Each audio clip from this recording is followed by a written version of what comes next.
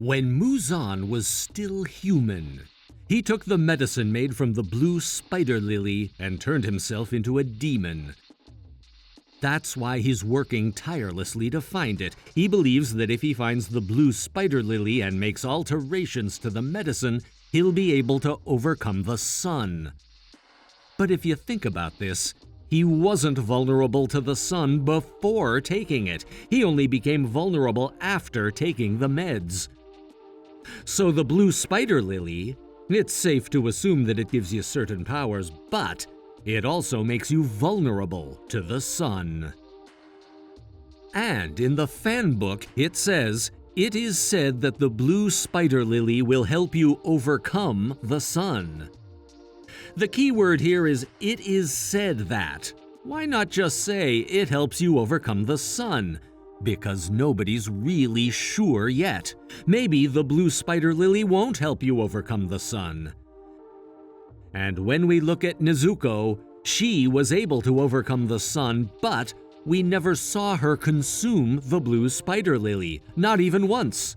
Okay, maybe she took it and we just didn't see it, but the blue spider lily is poisonous, so you wouldn't normally eat it. It's happened before, but only when people were starving to death. But the Kamados, I don't think they were starving to death at any point. There are no historical records of famine in the Kanto era back in the Taisho era. If they were starving and struggling to put food on the table, why would they have 6 children? Seems kinda irresponsible. And I don't think Tanjiro Kie would do that. So I think it's safe to assume that they weren't starving or anything. They might not have been wealthy, but they made enough to get by. Tanjiro performed the Hinokami Kagura dance, so that means he had a job. So, I doubt that she ate the blue spider lily, but then why was she able to overcome the sun? What was happening inside of her? There are 2 important things to consider here. First, she was able to overcome the sun. Second, she can survive without eating anything. Now, think about Yushido and Tamayo. Even they need human blood to survive. But Nezuko? She's survived many years without food or blood. How is this possible? According to Tamayo-san, Nezuko's condition is changing every single day. She says she's special. But how exactly? She's very kind, but does that mean the others weren't kind? I don't know about that. So I kept digging. I knew Gotouge-sensei left us some kind of clue. Then I found something. In the Yukaku series, when we see a flashback of Nezuko and her mother, I covered this in my other video, so I'll just talk about the important parts here. She says to her mother, "Why are his eyes red? Is it because you ate the red fruits?" Her mother doesn't say anything, she just smiles at her. What does this scene mean? It wasn't about why his eyes were red. It was why her eyes weren't red. If you look back, everyone except Nezuko has red eyes. So when Nezuko was still in her mother's stomach, she ate something, and that's why she was born without red eyes. Now, when we look at Nezuko's outfit when she turns into a demon, we see some kind of plants on her clothes. In the series, there are 2 kinds of plants that play an important role: blue spider lily and wisteria. The plant on her outfit isn't blue spider. It's wisteria leaves. So, to answer the previous question, what did her mother eat while she was pregnant with Nezuko? My guess would be wisteria. And Nezuko has pink eyes, so I think she consumed the Honbeni wisteria plant. The Honbeni wisteria is pink, so I thought that made more sense. Wisteria is poisonous too, so you have to be careful when preparing them.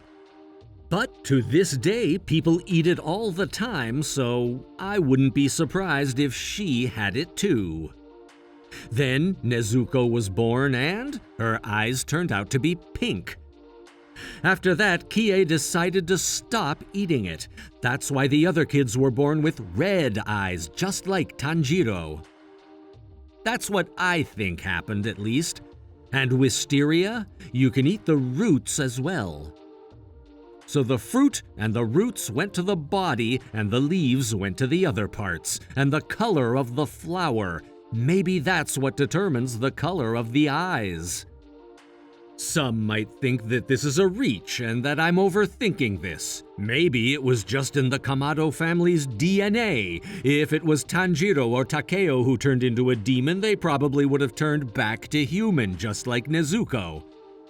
Well, maybe, but personally, I disagree with this. If it was anyone else, I don't think they would have turned back to human like Nezuko. Only Nezuko could pull this off.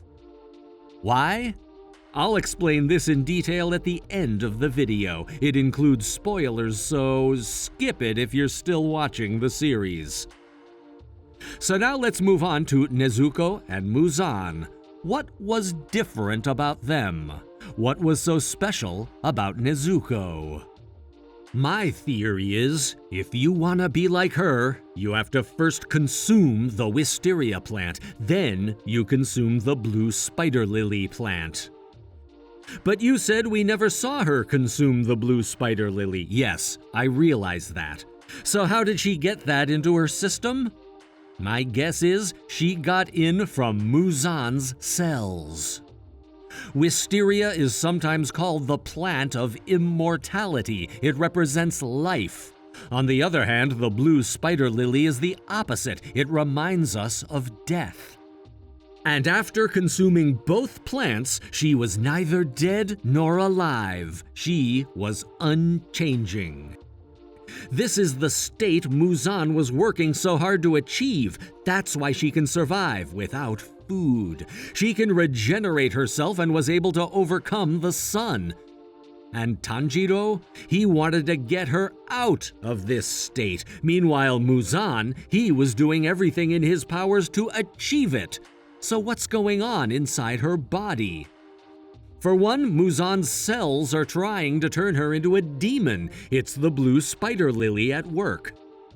But then the wisteria plant she got from her mother, they're protecting her from Muzan's forces. So she's caught right in the middle of the two forces, and I think she's fighting to get the blue spider lily out of her system.